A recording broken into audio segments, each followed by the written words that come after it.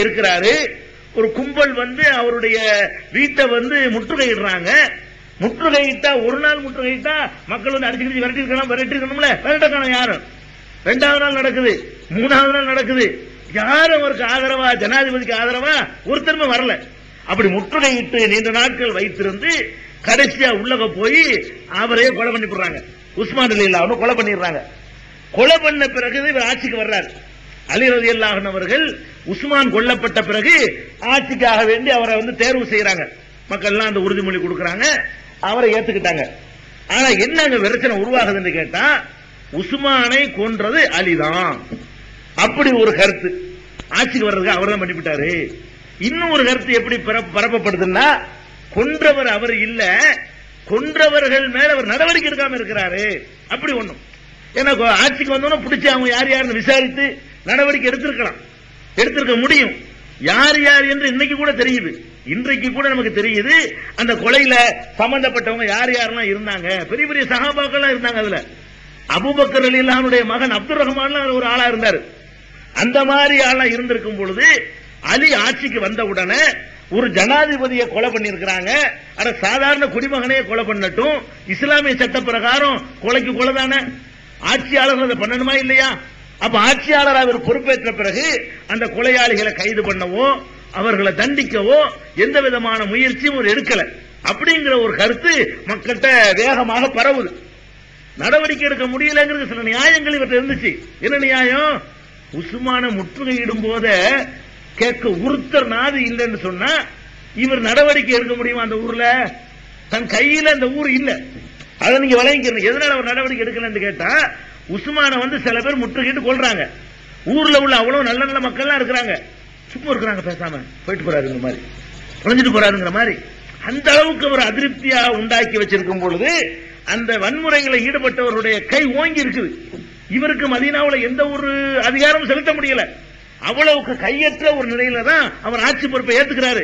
இவர் யாரை போய் கைது பண்ண சொன்னாலும் இவரை கைது பண்ணி போடுவாங்க. அப்படி இவர் கையிலேயே ஊர் இல்ல, அந்த மாதிரி ஒரு நிலையில எடுக்க முடியாத நிலையில் இவர் இருக்கிறாரு. ஆனா கருத்து எப்படி உண்டாகுது? அலிக்கு எதிராக கருத்து பயங்கரமா பிரச்சாரம் நடக்குது. இவர் வந்து தான் பதவிக்கு வர்றதற்காக அப்படி பண்ணிட்டார். உண்மையில அவர் அப்படி வர்றதுக்காக பண்ணல. உண்மையில அவருக்கு வந்து எந்த விதமான சம்பந்தமும் இல்ல. இன்னும் சொல்ல போனா அவரை காப்பாற்றுறதுக்காக வேண்டி தன்னுடைய மகனை அனுப்பினார். அவர் உஸ்மானுக்கு அவர் மட்டும்தான் அனுப்பினவர். நமக்கு தெரிஞ்ச வரலாறு தேடி பார்த்தோம்னு சொன்னா, அந்த முற்றுகையில தடுக்கிறதுக்காக வேண்டி அவர் ஒன்னும் பண்ணிடாம இருக்கிறதுக்காக வேண்டி மகனை அனுப்பினவர் யாரு? அலி மாத்திரம் தான். அப்ப அந்த அளவில் தான் அவர் செஞ்சு இருந்தும் கூட அந்த மகனால ஒண்ணும் செய்ய முடியல.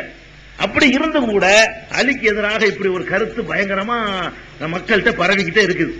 அலி வந்து ஒரு பதவி ஆசைக்காக வேண்டி இந்த மாதிரி பண்ணிவிட்டாரு. மதீனாவுல சுற்று வட்டாரத்துல எல்லா பகுதிகளிலையும் அதிருப்தி பரவிக்கிட்டு இருக்கு. அலிக்கு எதிராக ஒரு குரூப் உண்டாகிட்டே இருக்கு. அலிக்கு எதிராக அலி ஆட்சியில இருந்து ஒழிக்கணுங்கிறதுக்காக ஒரு பெரும் குரூப் வேலை செய்யுது. அதுல யாரெல்லாம் இருந்தான்னு பாருங்க. ஆயிஷா நாயகிலாம் இருக்கிறாங்க.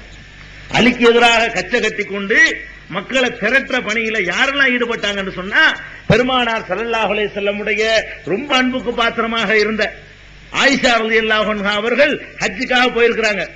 போயிருக்கும் போது அந்த சம்பவங்கள்லாம் அங்க நடக்குது. கொல்லப்படுறதும் அடுத்து இவர் ஆட்சிக்கு வர்றது நடக்குது. அவங்க ஹஜ்ஜில இருந்து திரும்பி இங்க வரவே இல்லை. வராம என்ன பண்றாங்க, அங்க மக்கள் கருத்தை திரட்டுறாங்க. அலிக்கு எதிராக இந்த மாதிரி நடந்து போச்சு, கொலையாளிகள் நடவடிக்கை எடுக்காம இருக்கிறாரு, நம்ம அலிக்கு எதிராக பண்ணி ஆகணும்னு சொல்லி மக்கள் அவங்க ஒரு பக்கம் திரட்டுறாங்க. பெண்மணியா இருந்து கொண்டு கூட அவர்கள் வந்து அலி ரலியல்லாஹு ஆட்சிக்கு எதிராக மக்கள் இந்த பக்கம் அவங்க ஒரு பக்கம் திருப்பிக்கிட்டு இருக்கிறாங்க. அதே மாதிரி முஆவியா உஸ்மான் ரலியல்லாஹு அவர்களால் நியமிக்கப்பட்ட ஒரு கவர்னர், அவர் ஒரு பக்கத்துல சிரியாவுல சாம்ல கவர்னரா இருக்கிறாரு. அவர் வந்து அலிக்கு கட்டுப்பட மாட்டேன்ட்டாரு. அவர் வந்து முஆவியா உஸ்மானுக்கு சொந்தக்காரர். உஸ்மான் ரலியல்லாஹு சொந்தக்காரர் யாரு? முஆவியா. அவரால் உஸ்மான் கொல்லப்பட்டதுக்கு காரணமே அதான். அவர் எங்க பார்த்தாலும் சொந்தக்காரங்க வேண்டியவங்கள நியமிச்சார். யாரெல்லாம் இந்த தப்பு செய்யறாங்களோ அவங்கள சரித்திரத்தை எடுபட்டு போயிடுவாங்க. எனக்கு வேண்டியவன், எனக்கு ஜாலரா அடிக்கிறவன், எனக்கு சொந்தக்காரன், இப்படியாக பொறுப்புகளை கொடுத்தாங்கன்னு வைங்க. அது உஸ்மான் ரலியல்லாஹு வரலாறு கத்துக்கிற பாடம். அவருடைய நல்லவர் என்பதில் எந்த குறையும் கிடையாது. ரொம்ப நல்ல மனுஷன். எந்த அளவுக்கு நல்ல மனுஷன்? அவரை பற்றி சொல்லுவாங்க, யஸ்தஹி மின்ஹு மலாயிகத்துர் ரஹ்மான். அவரை பார்த்துட்டு மலக்குகள் வெக்கப்படுவாங்களாம். அவர் அவ்வளவு வெக்கமான ஆளு. மலக்குகளே ரொம்ப எல்லாத்தையும் வெக்கப்படுவாங்களாம். இவரை பார்த்துட்டு இப்படி வெக்கப்படுறாரு. அந்த மாதிரி ஆம்பளைக்கு முன்னாடி கூட சட்டை கழட்டிட்டு இருக்க மாட்டாரு. அந்த மாதிரியான ஒரு சுபாவமான ஆளு யாரு? உஸ்மான் ரலியல்லாஹு. அப்படி ஒரு நல்ல மனுஷனா இருந்தத சொந்தக்காரங்க பக்கத்துல இருந்தவங்க எல்லாம் தப்பா யூஸ் பண்ணிட்டாங்க. அவருக்கு தவறான அட்வைஸ் பண்ணி, எனக்கு இந்த ஊருக்கு கொடுங்க, எனக்கு இந்த ஊரை கொடுங்க, நான் அந்த ஊருக்கு கவர்னரா போடுங்க, எனக்கு இந்த ஊருக்கு ஒன்றியத்தில் போடுங்க, எனக்கு இந்த மாவட்டத்தை தாங்க, எனக்கு அந்த வட்டத்தை தாங்கன்னு சொல்லி இப்படியாகவே எல்லா பொறுப்புகளையும் சொந்தக்காரங்க வேண்டியவங்களுக்காக கொடுத்ததுலதான் மக்கள்கிட்ட அதிருப்தி ஏற்பட்டுச்சு.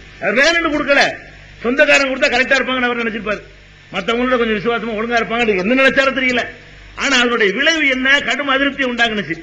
அப்படி நியமிக்கப்பட்டவர் தான் உஸ்மானும் உமையாவை சேர்ந்தவர், முஆவியாவும் உமையா கோத்திரத்தை சேர்ந்தவங்க. அப்ப அவர் என்ன பண்றாரு, அவர் ஒரு பக்கம் அலிக்கு எதிராக புரட்சி, அவர் கட்டுப்பட மாட்டேங்கிறாரு, பதவி விட்டு நீக்கிறாரு. இவரு நீ யாரு என்னை நீக்கிறாரு அவரு. அந்த அளவுக்கு முஆவியா சிரியாவில் இருந்து கொண்டு அவருக்கு எதிராக பண்றாங்க. மதீனா கையை விட்டு போச்சு. மக்காவுல ஆயிஷா நாயகி ஒரு பக்கம் இருந்துகிட்டு அவருக்கு எதிராக செயல்படுறாங்க. இவருக்கு ஒரு குபா மட்டும் தான் இருக்குது, மொத்த சாம்ராஜ்யம் ஒரு கையை விட்டு போச்சு. பேருக்கு தான் ஜனாதிபதி, பேருக்கு தான் ஜனாதிபதியை தவிர அவர் ஆட்சி காலத்துல முஆவியாட்ட இருந்த அளவுக்கு நிலப்பரப்பு கூட அவர் கையில இல்ல. முஆவியா தன் கையில வச்சிருந்தார அந்த அளவுக்கு நிலப்பரப்பு கூட அலி ரலியல்லாஹு அன்ஹுவர்களால் வைத்துக் கொள்ள முடியாத அளவுக்கு அதிருப்தி, போராட்டம் வளர்த்துக்கிட்டே இருக்கு, நடவடிக்கை எடுக்க முடியல. போராட்டம் வளர்த்துக்கிட்டே இருக்கு. உஸ்மானை யார் கொன்றது என்று நடவடிக்கை எடுக்க முடியல.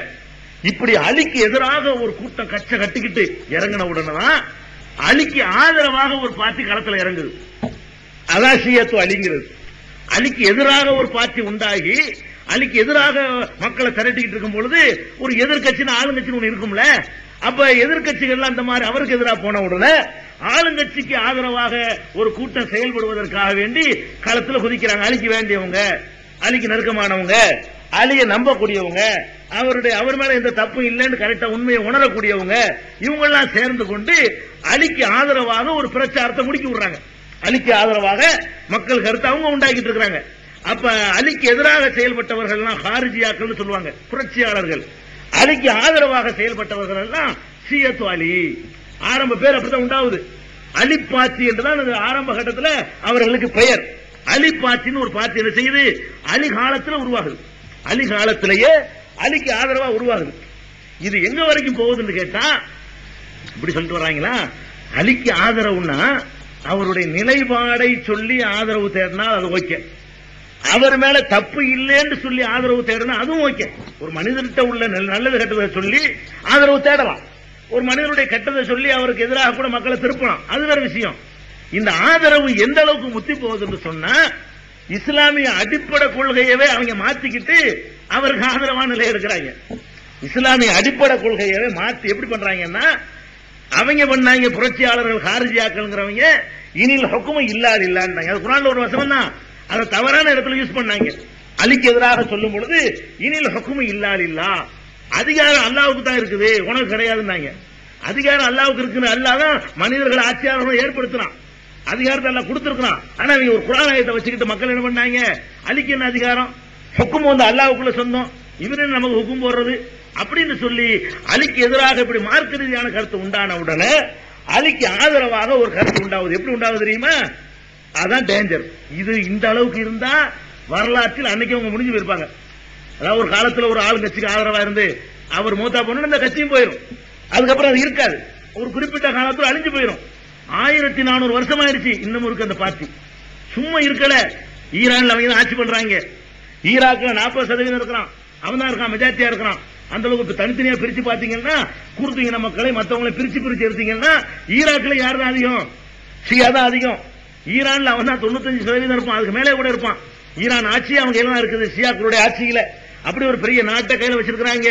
பாகிஸ்தான்ல எடுத்தா ஷியா குரூப் இருந்துகிட்டு இருக்கு. இன்னைக்கும் ஷியா சண்டை நடந்துக்கிற, நேற்று பேப்பர், இன்னைக்கு பேப்பர், நாளைக்கு பேப்பர்லாம் வந்துகிட்டு இருக்கும். டெய்லி சண்டை பாகிஸ்தான்ல ஷியாவுக்கு எதிரான குரூப்புக்கு பாகிஸ்தான்ல இருக்காங்க.